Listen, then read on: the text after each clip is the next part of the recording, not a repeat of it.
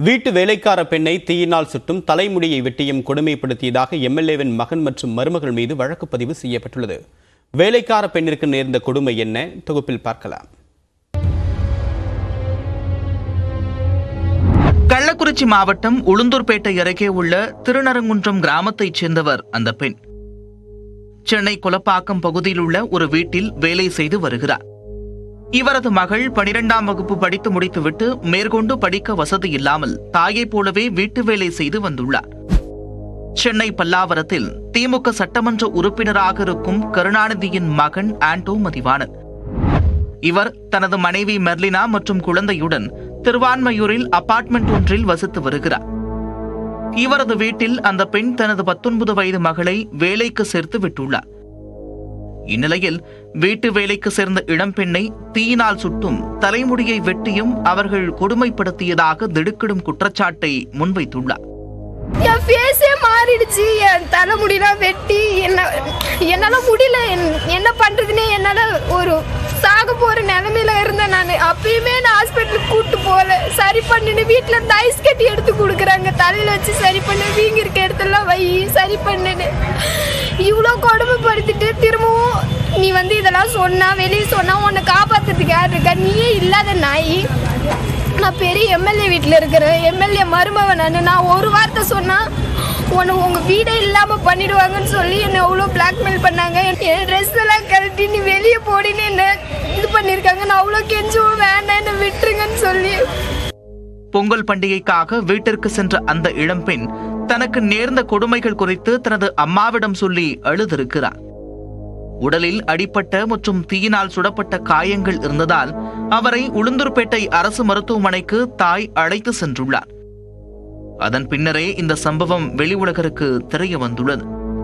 சம்பவம் நடந்தது சென்னை திருவான்மையூர் என்பதால் உளுந்தூர்பேட்டை போலீசார் வழக்கு பதிவு செய்ய மறுத்ததாகவும் கூறப்படுகிறது. திருவான்மையூர் போலீசார் தங்களுக்கு இதுவரை புகார் எதுவும் வரவில்லை என்றும் கூறுகின்றனர். இந்த சம்பவம் குறித்து நீலாங்கரை மகளிர் போலீசார் விசாரணை நடத்தி எம்எல்ஏ கருணாநிதியின் மகன் ஆண்டோ, மருமகள் மெர்லினா மீது வழக்கு பதிவு செய்தனர். இந்நிலையில் தனக்கும் தனது மகனுக்கும் சம்பந்தம் இல்லை என்று திமுக சட்டமன்ற உறுப்பினர் கருணாநிதி தெரிவித்துள்ளார். நான் பப்ளிக் சர்வீஸ் பண்றது எம்எல்ஏ பல்லாவரம் தொகுதியில குரோம்பட்டில இருக்கு என் வீடு.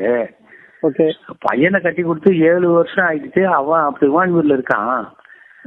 எப்பயாவது ஒரு தடவை நான் போவேன், எப்பயாவது ஒரு தடவை அவங்களும் வருவாங்க போவாங்க, அவ்வளவுதான். ஆனா என்ன நடக்குதுன்னு எனக்கு தெரியாது. டிவியை பார்த்து தான் நான் கேள்விப்பட்டேன். அதனால இதுக்கு எனக்கு சம்பந்தம் கிடையாது. அரசு என்ன நடவடிக்கை எடுத்தாலும் அதுல நான் தலையிட மாட்டேன். அவங்க எடுக்கிற முடிவு கட்டுப்பட்டு போடுங்க. இதனிடையே நடந்தது என்ன என்று புரிந்து கொள்ளாமல் தவறாக பேச வேண்டாம் என்று மருமகள் மெர்லினா ஆண்டோவிடம் விளக்கம் அளித்துள்ளார். இது அபாண்டமான குற்றச்சாட்டு என்று மறுத்துள்ள அவர் கடந்த 3 நாட்களாக மிகுந்த மன உளைச்சலில் இருப்பதாகவும் கூறியுள்ளார். அந்த பெண்ணை தனது வீட்டில் ஒரு பெண்ணாக மட்டுமே பார்த்ததாக குறிப்பிட்ட அவர் இதற்கு பின்னால் யார் இருக்கிறார்கள் என்று தெரியவில்லை என்றும் தெரிவித்துள்ளார். நடந்தது என்னன்றதை புரிஞ்சுக்காம தயவு செஞ்சு இன்னொருத்தவங்களை தப்பா பேசாதீங்க. உனக்கு அக்காவை பத்தி நல்லாவே தெரியும். அக்கா உன்னை எந்த விதத்திலயும் கஷ்டப்படுத்தணும்னு நினைச்சதே இல்லை. உன் கைப்படியே எனக்கு லெட்டர்லாம் எழுதி வச்சிருக்கேன்றதே நான் இப்பதான் திறந்து பாக்குறேன். உன் பேக்கை பேக் பண்ணணும்ன்றப்போ இவ்வளோ லவ், இவ்வளோ அஃபெக்ஷன் என் மேல இருக்கிற நீ எதுக்காக இதெல்லாம் செய்யறமா? உனக்கு ஏதாவது வேணும்னா அக்கா கிட்ட கேட்டு நீ பேசியிருக்கலாமே.